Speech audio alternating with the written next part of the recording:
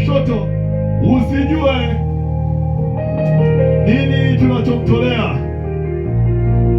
kwa kuwa sadaka zako ni za siri, Bwana Yesu Kristo. Haleluya.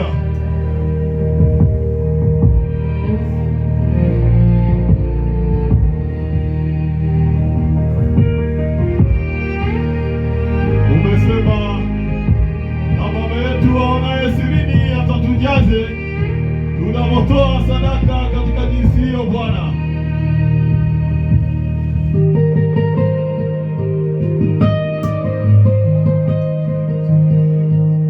Uonaye sirini, Baba, leo tujaze. Uonaye sirini, Baba, leo tujaze. Uonaye sirini, Baba, leo tujaze.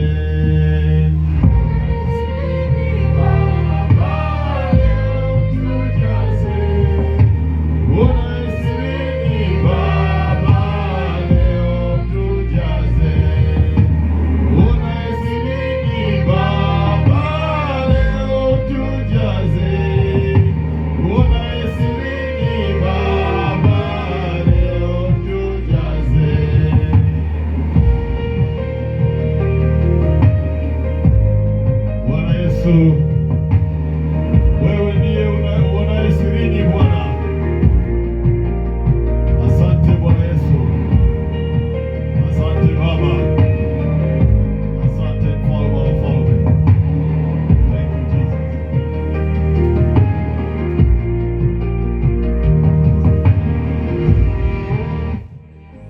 Asante Bwana Yesu. Thank you Lord Jesus. Hallelujah. Thank you Lord.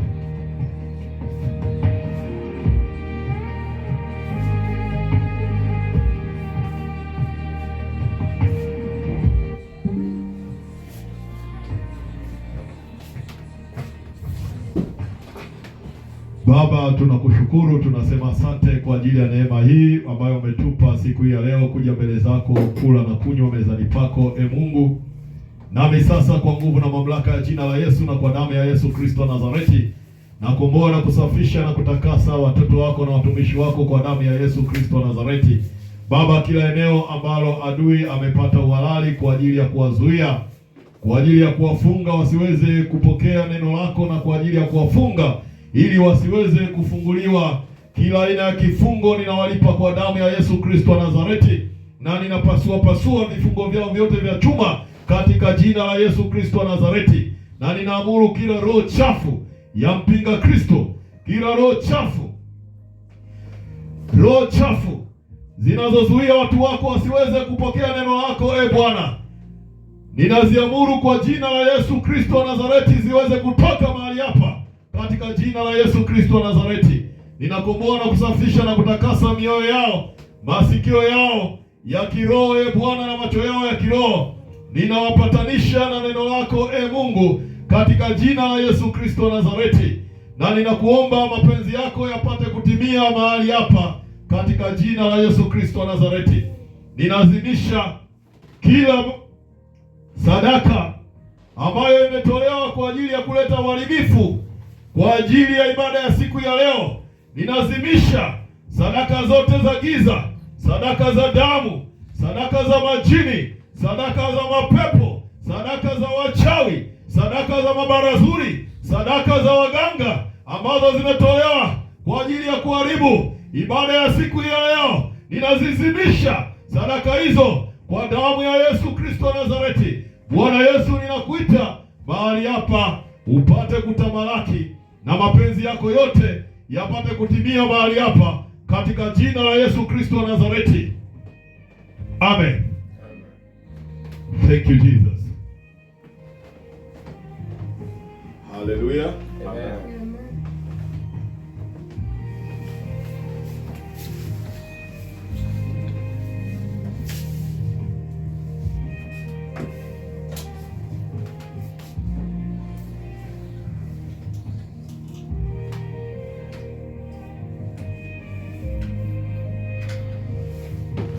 Sadaka za siri,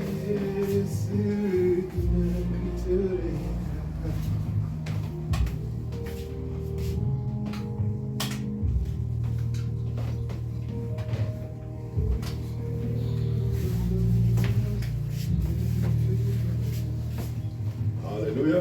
Amen.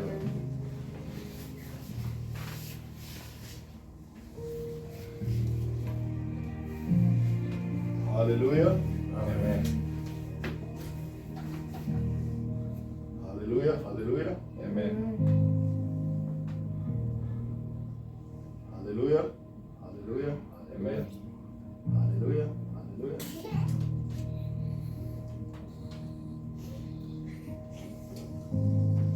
Haleluya. Thank you, Jesus. Thank you, Jesus.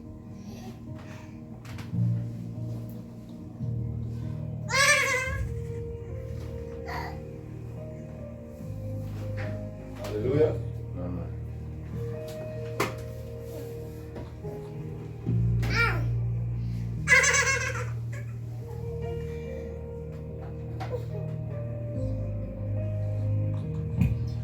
Hallelujah, hallelujah. Hallelujah. Thank you, Jesus.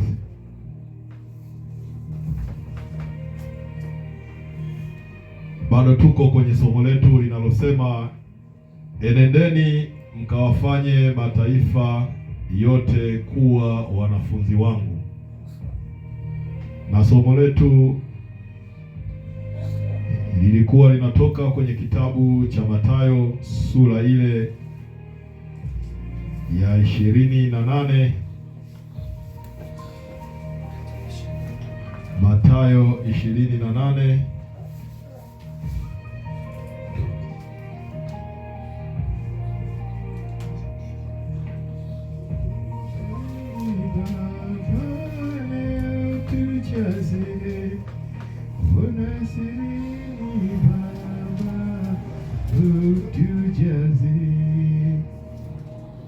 Mathayo sura 28 kuanzia mstari ule wa 19 kuanzia mstari ule wa 18. Ninasoma kwa jina la Bwana na Mwokozi wetu Yesu Kristo. Yesu akaja kwao akasema nao akawaambia, nimepewa mamlaka yote mbinguni na duniani. Basi enendeni mkawafanye mataifa yote kuwa wanafunzi, mkiwabatiza kwa jina la Baba na Mwana na Roho Mtakatifu, na kuwafundisha kuyashika yote niliyoamuru ninyi, na tazama mimi nipo pamoja nanyi siku zote hata ukamilifu wa dahari. Bwana Yesu asifiwe. Tena tulienda na kusoma kwenye kitabu cha Mathayo sura ile ya 5. Mathayo sura ile ya 5 kuanzia mstari wa kwanza. Mathayo sura ya 5 mstari wa kwanza.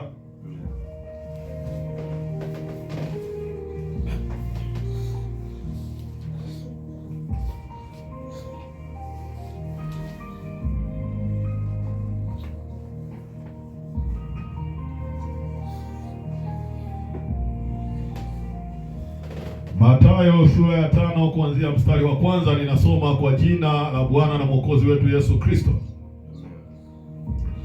Naye alipowaona makutano alipanda mlimani, na alipokwisha kuketi wanafunzi wake walimjia. Akafumbua kinywa chake akawafundisha akisema. Bwana Yesu asifiwe. Sasa hapa neno letu kama tulivyosema mara ya mwisho na siku zilizopita, Bwana Yesu aliwapa maagizo wanafunzi wake wale mitume akiwaambia, nimepewa mamlaka yote mbinguni na duniani.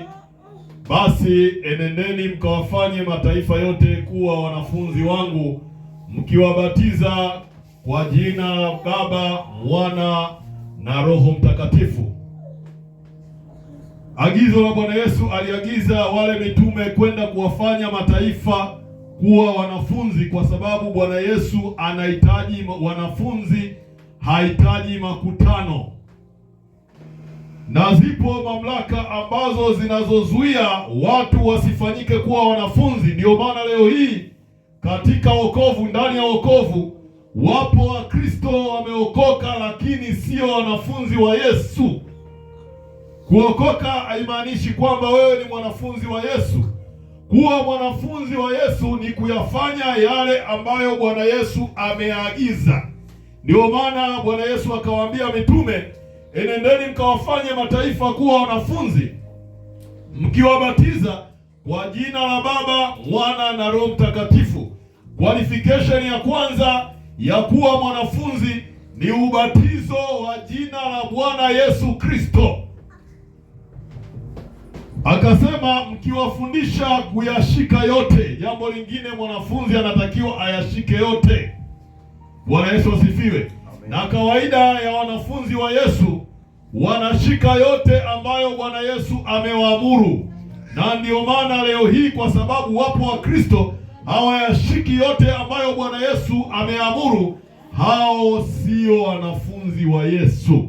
Kwa sababu wanafunzi wa Yesu wana tabia ya kushika yale yote ambayo Bwana Yesu ameyafundisha.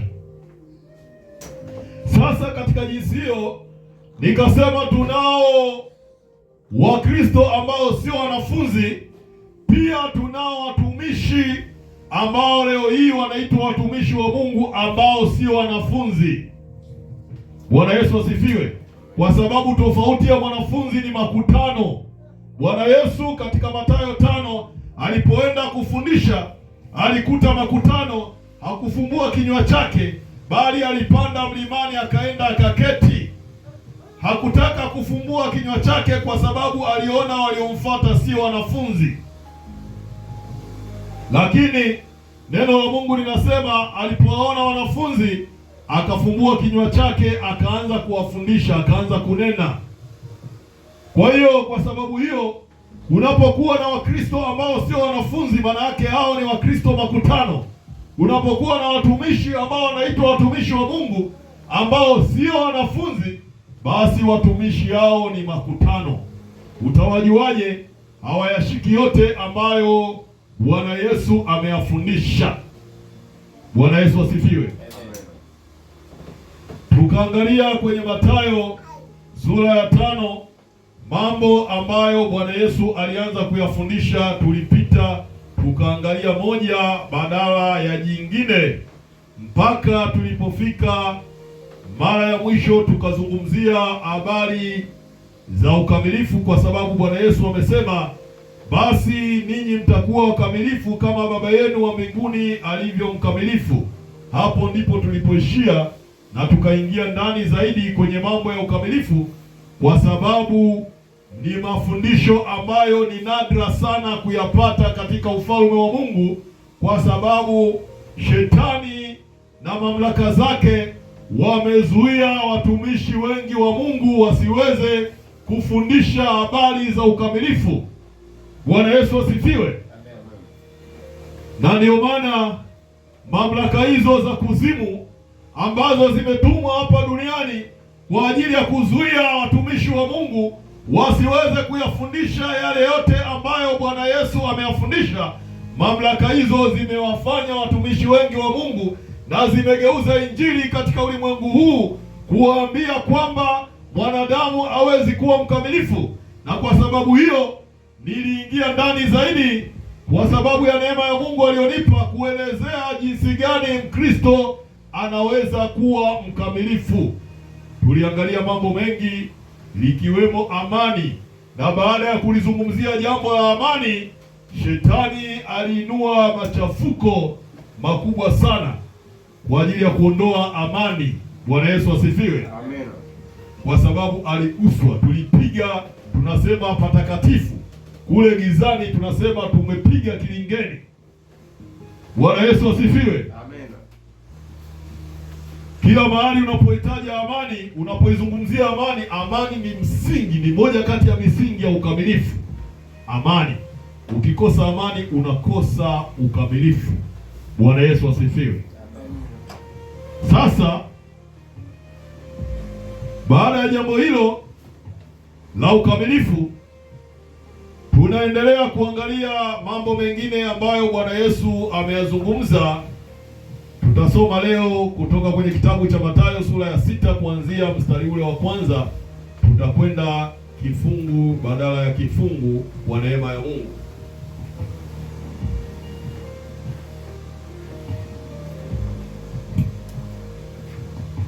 Mathayo sura ya 6 mstari wa kwanza inasoma, kwa jina la Bwana na Mwokozi wetu Yesu Kristo wa Nazareti atupendaye. Angalieni msifanye wema wenu machoni pa watu kusudi mtazamwe na wao, kwa maana mkifanya kama hayo hampati thawabu kwa Baba yenu aliye mbinguni. Bwana Yesu asifiwe. Bwana Yesu alifundisha akisema, angalieni msifanye wema wenu machoni pa watu ili mtazamwe na wao. Bwana Yesu asifiwe. Bwana Yesu hajasema msifanye wema machoni pa watu, kasema angalieni msifanye wema machoni pa watu ili mtazamwe na wao. Kwa hiyo tunapofanya wema, tunaweza tukafanya wema sirini, tunaweza tukafanya wema machoni pa watu, kusudi sio kutazamwa na watu, kwa sababu kuna wema mwingine hauwezi ukajificha. Kwa mfano, mtu anapita hapo anaendesha baisikeli yake, amejikwaa, amedondoka na baisikeli yake. Bwana Yesu asifiwe. Unaweza ukawahi kama Mkristo ukaenda ukamwinua, ukamuuliza, ukamwangalia, labda ana maumivu yote, unaweza ukamsaidia. Kama kiungo kimepindika, unaweza ukakinyosha. Bwana Yesu asifiwe. Haya, wema kama huo hauwezi ukawa wasiri.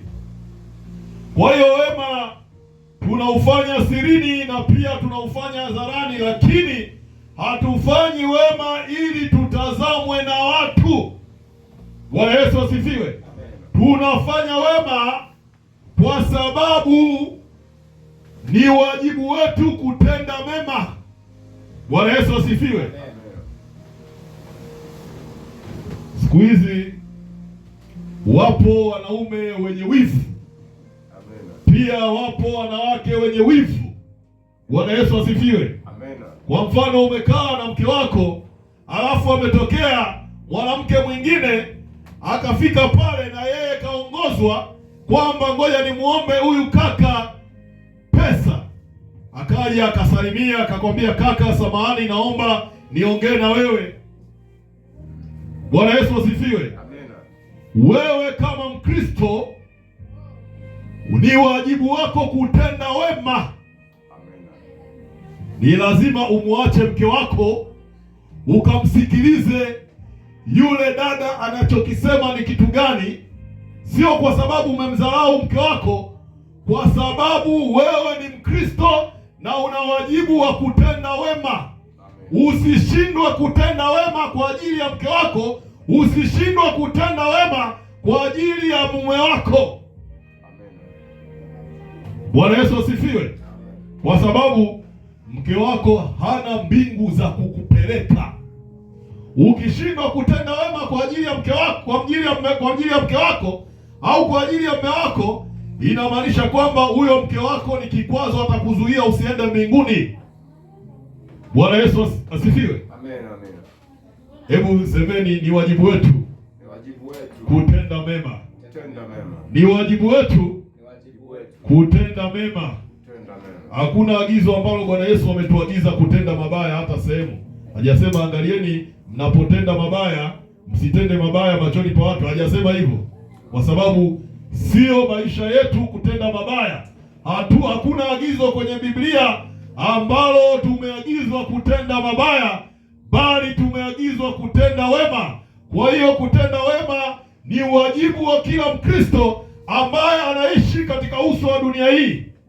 Bwana Yesu asifiwe. Amen. Jiulize, kwa siku unawatendea mema watu wangapi?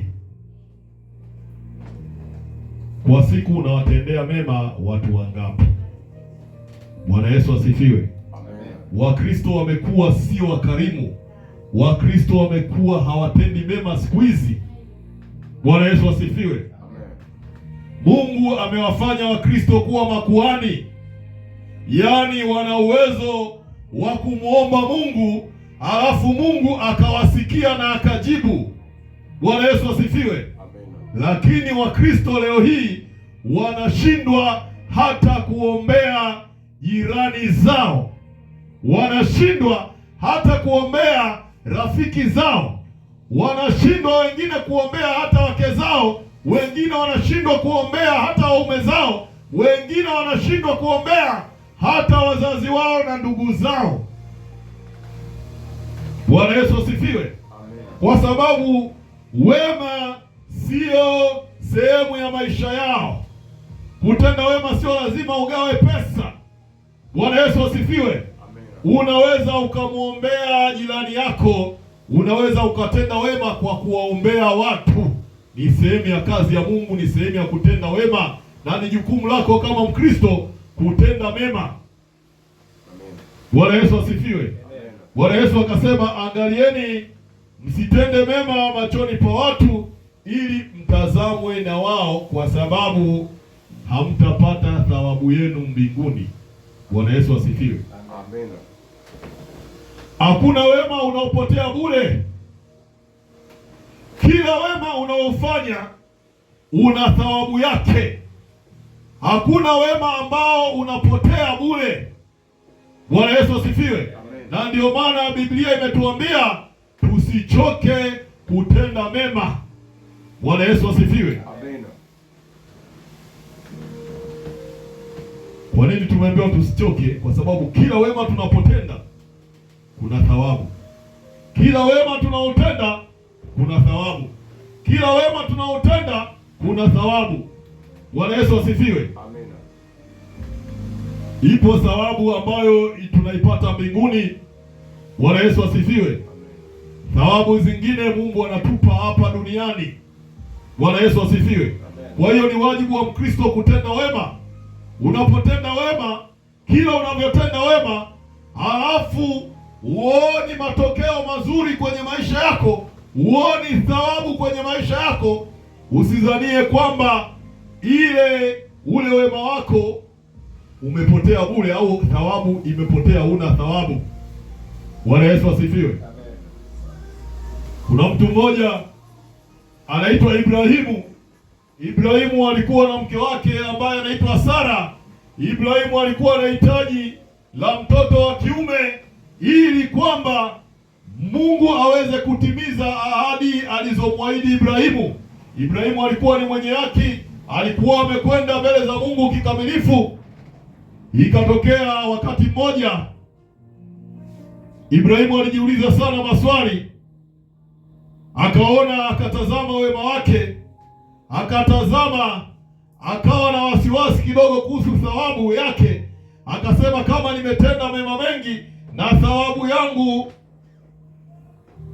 ipo mbinguni, kwa nini sipokei ahadi ambayo Mungu ameniahidi? Mke wangu anazidi kuzeeka, umri unakwenda.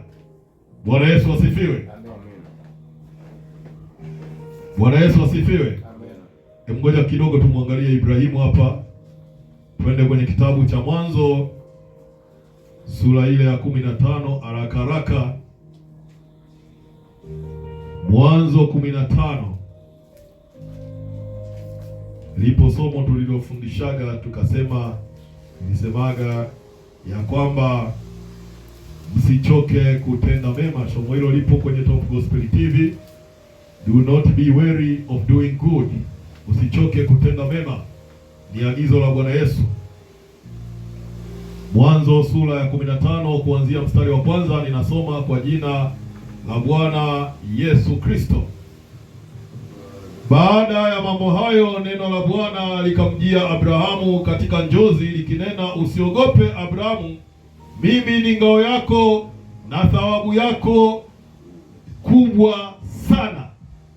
Abrahamu akasema, Bwana Mungu, utanipa nini?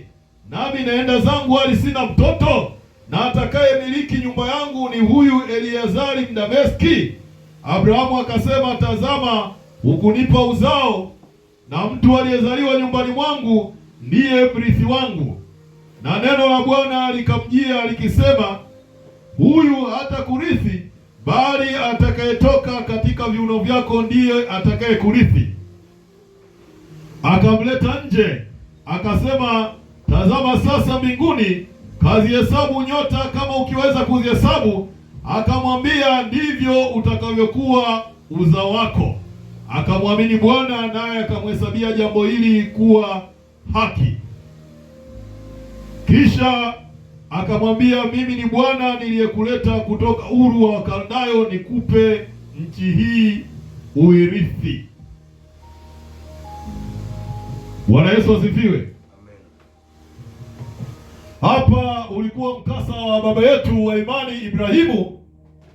Baada ya kutenda mema mengi, Ibrahimu hakujua kwamba ile thawabu yake inakusanywa na iko mbinguni. Bwana Yesu asifiwe. Amen. Sasa Ibrahimu akawa anaogopa. Kwa nini alikuwa anaogopa? Anaona nimetenda mema mengi sana, umri wangu umekwenda, nakaribia kuzeeka, mke wangu kashakuwa mzee, na tangu nianze kutenda hayo mema mengi, mimi bado na mapungufu hapa duniani. Nimemuomba Mungu anipe uzao, hakunipa mtoto wa kiume, na ninasubiria, lakini mpaka sasa hizi sioni dalili zozote. Bwana Yesu asifiwe. Amen. Akaona thawabu yangu kazi yake ni nini? Bwana Yesu asifiwe. Amen. Katika mambo unayotarajia Mungu akutendee, katika mambo uliyoyaomba, tenda mema. Kila unavyotenda mema unapata thawabu. Ile thawabu ndiyo itakayomfanya Mungu aweze kukupa lile jambo unalohitaji hapa duniani na mambo ambayo Mungu ametuandalia kule mbinguni. Bwana Yesu asifiwe. Amen.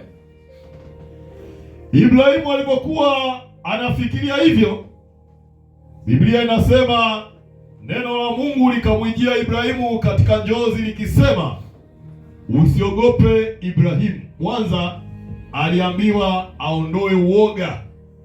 Hutakiwi uwe na uoga wowote unapotenda mema. Bwana Yesu asifiwe. Unapotenda mema, uoga kawaida uoga unatoweka. Bwana Yesu asifiwe. Usiogope Ibrahimu, usiogope Abrahamu. Jina lake lilikuwa lijabadilishwa bado. Usiogope Abrahamu kwa sababu, kwa nini usiogope? Kwa sababu thawabu yako ni kubwa mbinguni. Thawabu yako ni kubwa. Bwana Yesu asifiwe. Kwa nini thawabu yake ilikuwa kubwa? Kwa sababu ya matendo mengi mema ambayo ameyatenda hapa duniani. Bwana Yesu asifiwe. Kadri unavyotenda jambo jema hapa duniani, thawabu yako inazidi kuwekwa. Thawabu ni kama akiba. Bwana Yesu asifiwe. Usiogope kwa kuwa thawabu yako ni kubwa mbinguni. Bwana Yesu asifiwe. Thawabu inafanya upate jambo ambalo umepungukiwa. Kuna muda mwingine wa Kristo wanapenda sana kufanya maombi, wanaomba sana. Sisemi msiombe, hapana. Yapo mambo yanahitaji maombi mengi, yanahitaji matendo mema mengi ili uweze kupata thawabu yako. Bwana Yesu asifiwe. Thawabu ina nguvu sana. Unajua, kama hujui nguvu ya thawabu, huwezi ukaitafuta. Bwana Yesu asifiwe. Kila jambo alilofundisha Bwana Yesu